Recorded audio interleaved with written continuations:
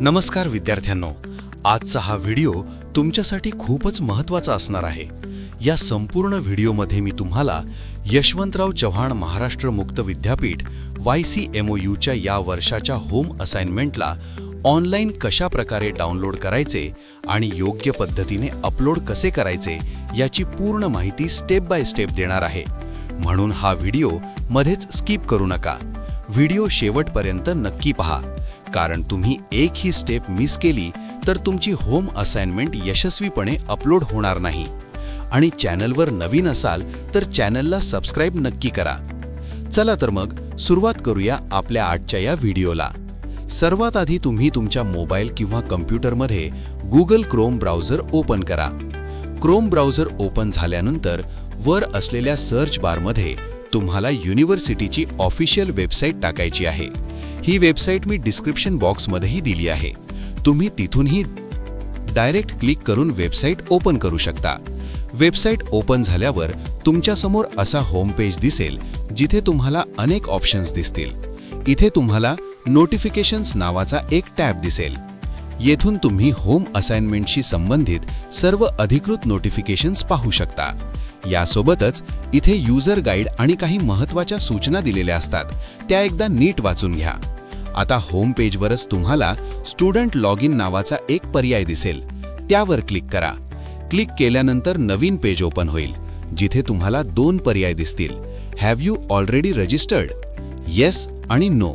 जर तुम्ही पहिल्यांदाच लॉग इन करत असाल तर नो निवडा, आणि जर तुम्ही आधीपासून रजिस्टर असाल तर येस निवडा. आता मी तुम्हाला पहिल्यांदा रजिस्ट्रेशनसाठी प्रक्रिया सांगणार आहे, म्हणून आपण नो हा पर्याय निवडू. यानंतर तुमच्यासमोर एक नवीन पेज उघडेल, जिथे तुम्हाला तुमचा PRN नंबर म्हणजेच परमनंट रजिस्ट्रेशन नंबर टाकायचा आहे. हा PRN नंबर तुम्हाला तुम्ही ज्या कॉलेज किंवा स्टडी सेंटरमध्ये प्रवेश घेतलाय तिथून मिळून जाईल. PRN नंबर नीट भरल्यानंतर व्हेरीफाय बटनावर क्लिक करा.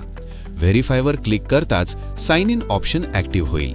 आता तुम्हाला दोन प्रकारे लॉग इन करता येणार आहे, एक मोबाईल नंबरने आणि दुसरे ईमेल आयडीने. आता मी तुम्हाला मोबाईल नंबरने लॉग इन कसे करायचे ते दाखवणार आहे. तर पहा, प्रवेश घेताना तुम्ही जो मोबाईल नंबर दिला होता तोच नंबर येथे यूज करायचा आहे. इथे तुम्हाला तुमच्या रजिस्टर मोबाईल नंबरचे शेवटचे 4 अंक दिसतील. हाच मोबाईल नंबर तुम्हाला स्क्रीनवर टाकण्यासाठी एक बॉक्स दिसेल. या ठिकाणी तुमचा रजिस्टर मोबाईल नंबर टाका आणि सेंड OTP वर क्लिक करा. यानंतर OTP तुमच्या मोबाईलवर येईल. तो OTP एंटर OTP बॉक्समध्ये टाका आणि सबमिटवर क्लिक करा. सबमिट केल्यावर चेंज पासवर्ड विंडो उघडेल. इथे तुम्हाला 3 गोष्टी भराव्या लागतील: करंट पासवर्ड, नवीन पासवर्ड आणि कन्फर्म न्यू पासवर्ड.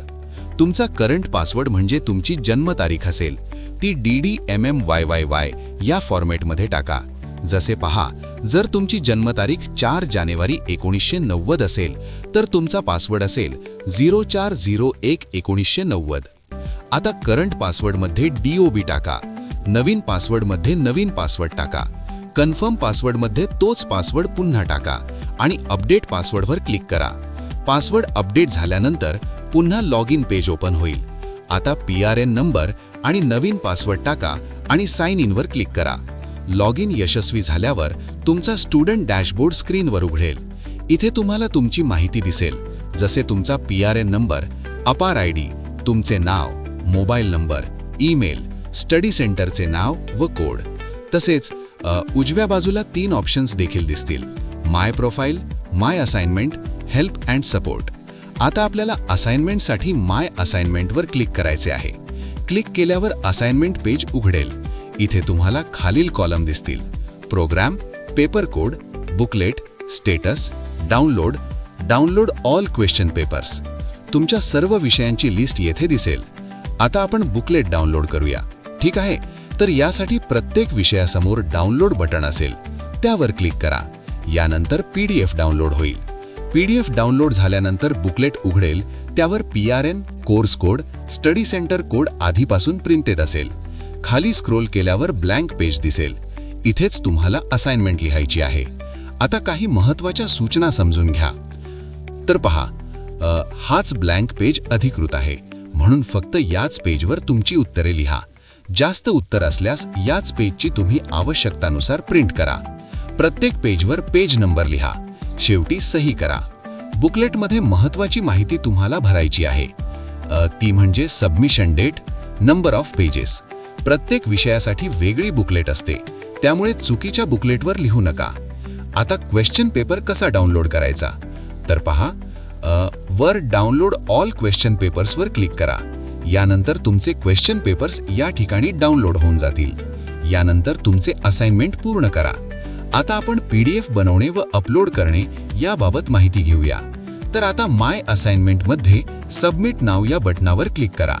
जर तुमचे असाइनमेंट हे इमेज असतील तर त्यांना आधी JPG to PDF कन्वर्ट करा.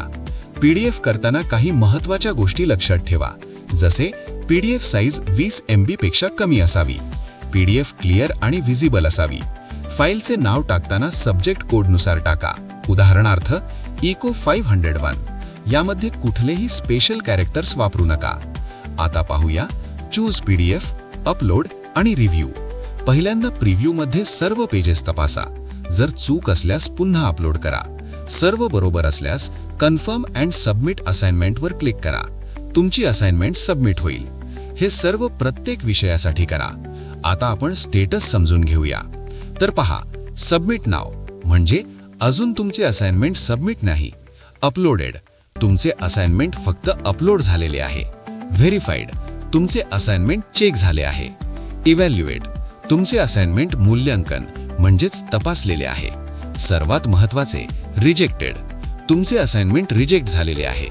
आता असाइनमेंट रिजेक्ट होण्याचे बरेच कारणे आहेत, जसे ब्लर PDF असणे, चुकीचा विषय अपलोड करणे, चुकीची बुकलेट अपलोड करणे, सिग्नेचर न करणे, चुकीची माहिती भरणे.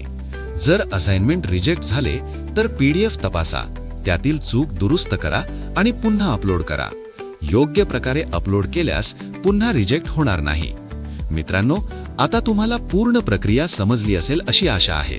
व्हिडिओ आवडला असेल तर लाईक करा, चॅनल सबस्क्राईब करा आणि मित्रांसोबत शेअर करा. बेल आयकॉन दाबायला विसरू नका, जेणेकरून पुढील सर्व अपडेट्स तुम्हाला वेळेवर मिळतील. तर आजच्या व्हिडिओमध्ये इथेच थांबूया. भेटूया एका नवीन विषयासह नवीन व्हिडिओमध्ये. तोपर्यंत सर्वांना माझा नमस्कार.